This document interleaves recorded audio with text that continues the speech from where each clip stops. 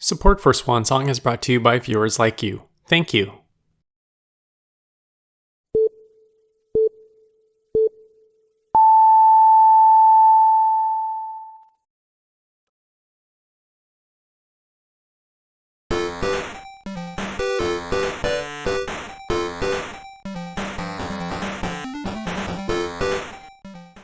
Completing the streak of games making allusion to the year of their release, we've got Namco's Final Lap 2000, a pretty neat little package of mobile racing goodness. It was released on March 23, 2000, developed by Namco and published by Bandai. If you've touched pretty much any Namco arcade game compilation or TV plug-and-play joystick consoles over the years, you've most likely encountered the most successful racing game of the golden age of arcades, 1982's Pole Position. Pole Position had you race 4 laps around Fuji Speedway in an F1 car before a timer ran out, notably making it the first racing video game to feature a real racetrack. While there were other cars on the speedway, they served mostly as obstacles, as the game didn't keep track of your position relative to. In 1983, Pole Position 2 was released, which was effectively the same game, but now with a total of 4 selectable tracks: Fuji Speedway, Suzuka Circuit, and unbranded versions of Indianapolis and the 1982 US Grand Prix West temporary circuit in Long Beach, California. Final Lap would be released in 1987 as the first game released on the brand new Namco System 2 arcade board, but also as a sort of spiritual successor to Pole Position, representing the next step forward for Namco arcade racers. Not only were the graphics far more impressive on this newer hardware, but the game could now be played with up to 8 players by connecting 4 two-player cabinets together, and the game would keep track of your position amongst the other players during the race.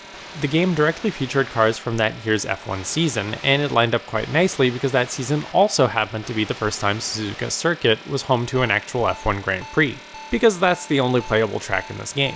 As limited as the game may seem in retrospect, this was the state of the art for racing simulations back in the day, and Final Lap became one of the most profitable arcade games in Japan for 3 consecutive years following its release.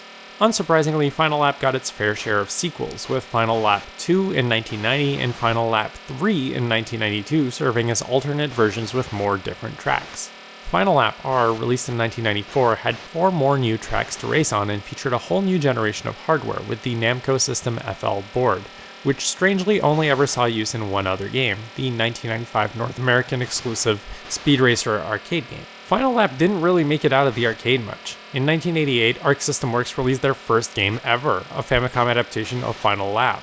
It's pretty technically impressive and by no means a bad game, but it's a reimagining of the concept for home systems, and it isn't really trying to be a faithful port. In 1989, Final Lap Twin was released for the PC Engine, and that was a story-driven racing RPG.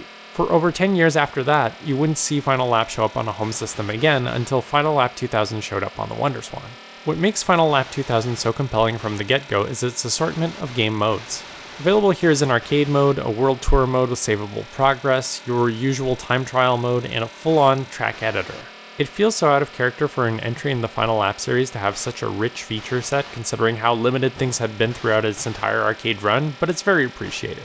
But Final Lap 2000 isn't just feature-rich, it's also content-rich. I was surprised with how many tracks were in this game, with 15 tracks available by default and 1 unlockable through completing the World Tour mode. Most of the tracks come from Final Lap 2, Final Lap 3, and Final Lap R.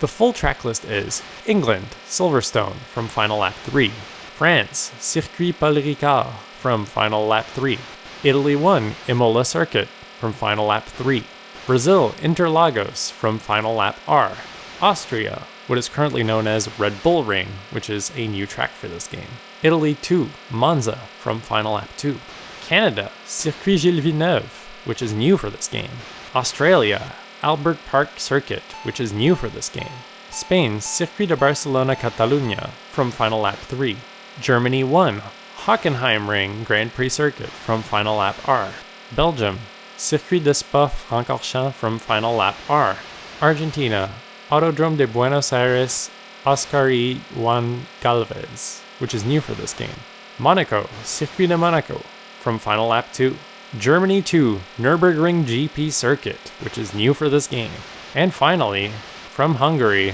Hungaroring from Final Lap R.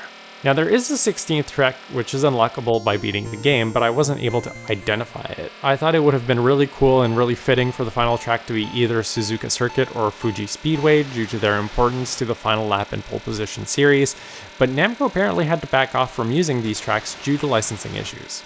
I should also mention that all of the tracks that were mentioned earlier are not officially branded as their original track names, but are rather generically given the name of the region that they take place in.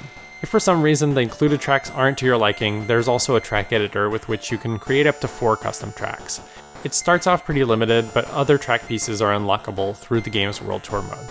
By default, Final Lap 2000 is played in manual transmission, though this can be changed to automatic transmission via the settings menu, or simply by pressing a button on the Y directional pad. However, I wouldn't really recommend using AT in this game, as the game seems to periodically glitch out and prevent me from steering when in automatic mode. If I switch back to manual, steering goes back to normal. Not sure what's going on there, but this game only has you managing a low and high gear anyway, so it's not like playing on manual transmission is that challenging. Other notable settings include the difficulty menu and its associated boost option. Difficulty only seems to impact how much time you're given on your timer to complete a lap, and the default normal setting was a bit too challenging for me personally. Boost is somewhat awkwardly named, but it appears to enable and disable rubber banding on opponent cars. Rubber banding in this game is especially evident in arcade mode, where your single opponent's position appears on the minimap throughout the entire race. In World Tour mode, where you have 5 other opponents, no opponent positions are shown on the minimap, so they can get away with masking it much better. Final Lap 2000's steering takes a little bit of time to get used to. Initially it felt way too slippery and hard to control, but after a few minutes of sticking at it, I had a much better sense of how to maintain control of my car.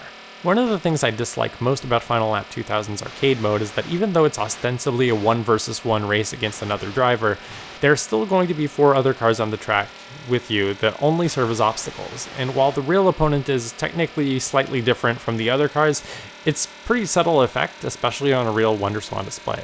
These other drivers can and will drive dirty, and it's frustrating to lose races because of drivers you aren't even technically competing against. At least in the World Tour mode, all 5 other cars on the track are actual opponents, so they at least have some motivation to get you out of their way. Despite my nitpicks about the game, I wasn't expecting to enjoy my time with Final Lap 2000 quite as much as I did. It made me pretty nostalgic for those nights of playing pole position through one of those Namco plug-in joysticks on my grandparents' last CRT TV, and it has just the right sense of speed to be satisfying.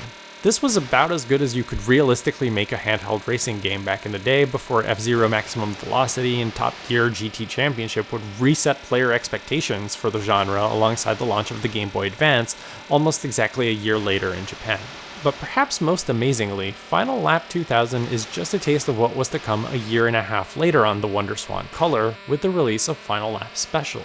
But that's a story for another day.